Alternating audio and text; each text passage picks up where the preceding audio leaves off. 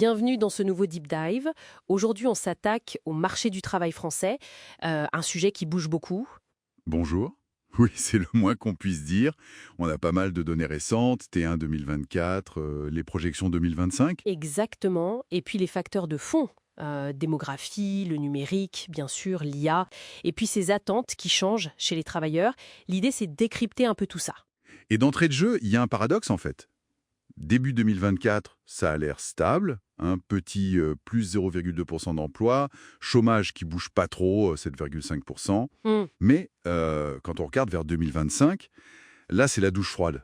On parle d'une chute de 12,5% des intentions d'embauche. C'est prudent quoi. Attendez, 12,5%, c'est énorme, surtout après un début 2024, plutôt calme, plus 500 emplois nets au T1, c'est pas rien. Non, c'est sûr. Alors d'où vient ce coup de frein 350 000 projets de recrutement en moins pour 2025, c'est le plus bas depuis 6 ans, vous disiez. Ça fait réfléchir. C'est clairement lié au contexte économique général, l'incertitude qui pèse, y compris géopolitique, hein. D'accord. Et même si ça recrute un peu moins difficilement depuis fin 2022, on reste sur des niveaux de tension très hauts. Genre 6 métiers sur 10 en tension. Ah oui, contre 4 sur 10 avant la crise, c'est ça, hein. Exactement, c'est toujours beaucoup. Et puis il faut voir aussi la comparaison européenne. Mhm. Notre taux de chômage, il reste au-dessus de la moyenne de la zone euro, vers 7,4% prévu pour mars 2025, et on a les coûts non salariaux les plus élevés, 32,2% en 2024. Mm. Ça joue forcément. Bien sûr. Bon, ça c'est la photo actuelle, mais si on regarde les mouvements de fond, la démographie par exemple, le vieillissement, on en parle beaucoup. Ah oui, c'est une lame de fond. En 2023, presque un tiers des salariés, 32,4% exactement, avaient 50 ans ou plus. C'est énorme. Et en même temps, les carrières s'allongent. Le taux d'emploi des 50-64 ans n'a jamais été aussi haut, 66,9%. Ce qui pose plein de questions, j'imagine. Gestion des fins de carrière, transmission, et puis concilier boulot et vie perso. Surtout qu'on a 15% d'actifs qui sont aussi aidants familiaux. Tout à fait, c'est un vrai sujet. Et l'autre grosse vague, évidemment, c'est le numérique, l'IA, Oui, avec le potentiel que ça représente pour libérer certaines tâches, mais aussi les risques, le travail plus intense, la déqualification possible, même sur des postes qualifiés, hein. hmm, Et puis les biais des algorithmes, ça aussi. Mais surtout, le truc, c'est le manque de compétences numériques. C'est criant. 3 actifs sur 5 pas vraiment autonomes. et même la moitié des cadres qui ont des lacunes. Ça, c'est assez fou. La moitié des 4. Ça explique en partie pourquoi ça coince toujours sur les métiers de la tech.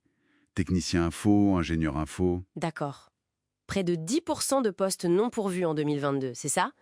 On a l'impression que ça va trop vite pour nous, collectivement. C'est un peu ça. Mais attention, il n'y a pas que la tech. Les sources insistent aussi beaucoup sur les métiers de proximité. Ah oui, lesquels, par exemple?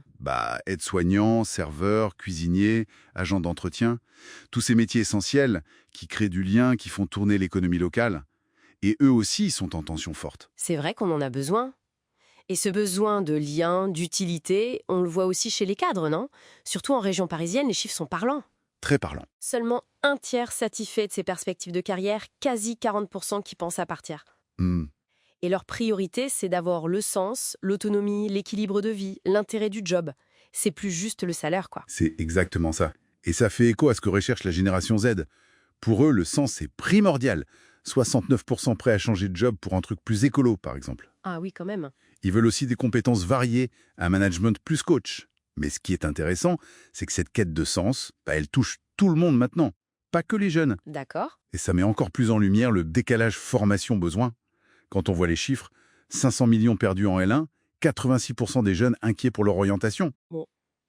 En résumé, si je comprends bien, on a un marché du travail français un peu écartelé entre les besoins tech pointus d'un côté et l'importance des métiers humains, locaux, de l'autre. C'est ça. Et par-dessus, la pression de la démographie et cette quête de sens qui se généralise. C'est un sacré nœud quand même. Tout à fait. Et ça m'amène à une dernière idée peut-être, pour finir. Oui, Vu qu'on a en même temps l'IA qui monte et ces métiers du lien qui sont cruciaux, et cette quête de sens partout, l'enjeu finalement, c'est peut-être moins de subir la technologie ou de choisir entre machine et humain, que de redéfinir ensemble ce qu'on appelle la valeur au travail. Peut-être chercher activement à lier l'efficacité technique, la connexion humaine et la finalité individuelle pour créer, je sais pas, de nouvelles formes d'emploi qui réconcilient tout ça.